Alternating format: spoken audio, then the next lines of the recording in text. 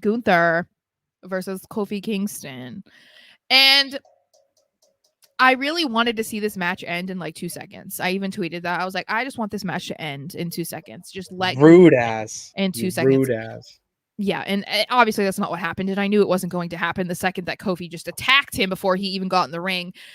But as much as I hate when anyone gets any sort of offense in against Gunther, the way they had this happen, I'm fine with it because it felt like the only way anyone can really make a mark in a match against Gunther is by sneak attacking him or catching him when he's not paying attention. You know what I mean? Like I want them to keep doing that kind of stuff. Like we've talked about how I wish that they made Gunther a little bit more untouchable. You know what I mean? Like he doesn't have to have squash matches, but I would like them to have it be a bit more where he's not ever really dominated in a match. Like there can be guys that punch and kick him, do whatever, but like I don't want to see, in this it was like Kofi was just dragging him around the ring and like doing whatever he wanted, and it's like I didn't love that. But the way that it started, I was like, okay, this makes sense. And Gunther Yeah. was just like, F you, and just like taking it to him in this match. And I was like, does he ever put on a bad match?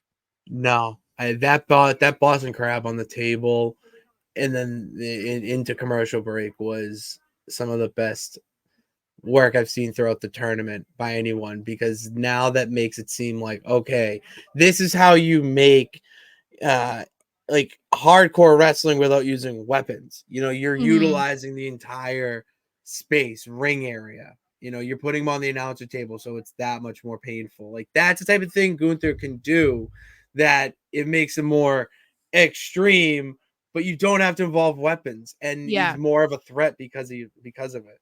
Yeah.